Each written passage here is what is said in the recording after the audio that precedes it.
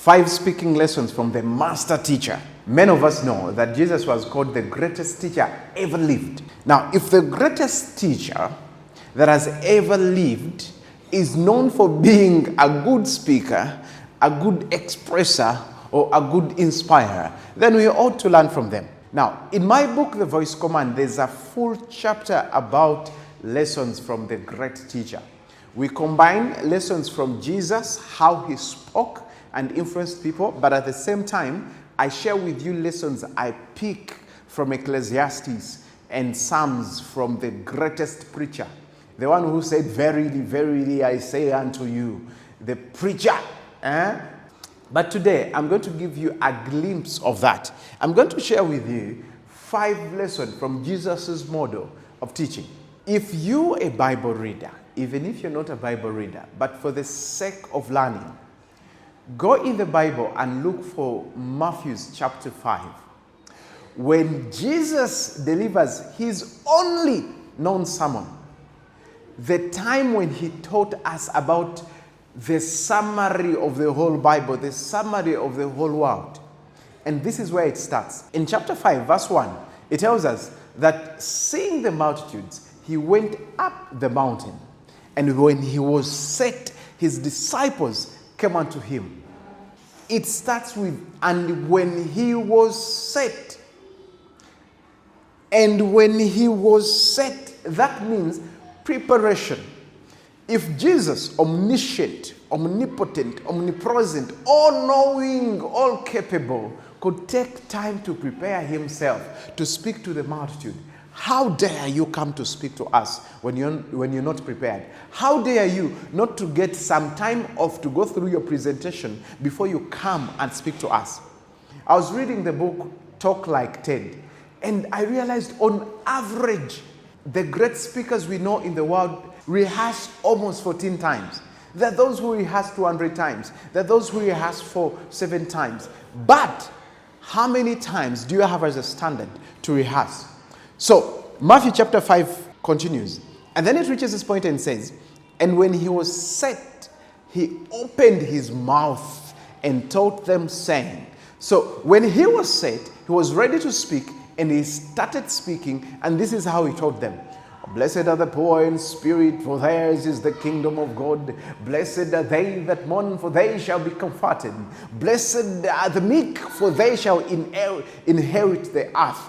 What are those? To you, they are called Beatitudes. In public speaking, we call them Epigrams.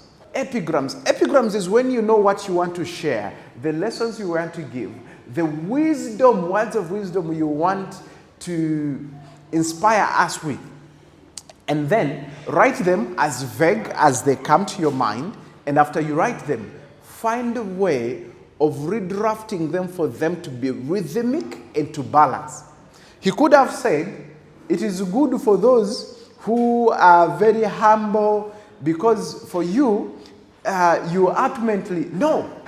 He didn't explain with a lot of words. He found the easiest way to summarize everything he wanted to say in a balanced way. If you can take time to craft sentences that rhyme and are balanced, you'll be more appealing. And those we call epigrams. You could also hear someone else say something vaguely, but it makes a lot of sense. And for you, you decide, put it together to make it sound more specific, direct, and rhyming. And after he said all that, and after he went through the Beatitudes, towards the end, he said, be glad and rejoice, for so persecuted they that were before you, your grand or your forefathers. Now, here he establishes the promise. He seemingly suggests that whatever he's going to take us through, it is going to make us glad and rejoice. But at the same time, he establishes his authority. His authority are lessons from his forefathers. And that's why I always tell people, make sure you tell us what is in for us in your speech. What are we going to benefit? What are we going to solve? What challenge are we going to overcome? What pain are you going to teach us to get relieved of. Now, if we can see the benefit in the speech, we shall listen. But remember, the question is, who are you? Why are we listening to you?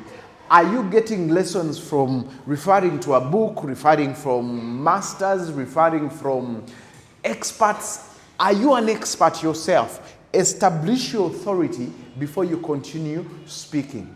And thereafter, he started giving us a glimpse of the lessons he's going to take us through. And he starts, "Ye are the salt of the earth. If the salt has lost his savor, wherewith shall it be salted? It's thence good for nothing but to be trodden underfoot of men. And ye are the light of the world, a city set on a hill above cannot be hid. Neither do men light a candle and put it under the bushel, but on a candlestick, and giveth light unto all men who are in their house. So let your light so shine." This man knew how to tell you what he was supposed to tell you, and then concludes with how to benefit with the point he's telling you. Because he says, "Let your light so shine that your Father which is in heaven might be glorified."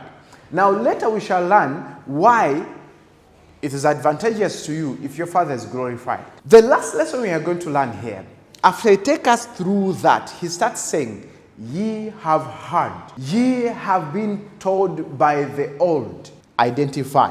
In chapter 5, he's showing you what they told you about murder, what they told you about divorce, and then he tells you what he thinks. So what he starts with is something you can identify yourself with him. That you know, I'm speaking to the Jews, I'm speaking to the Hebrews, and we all have read from this old book. And this old book has told us this.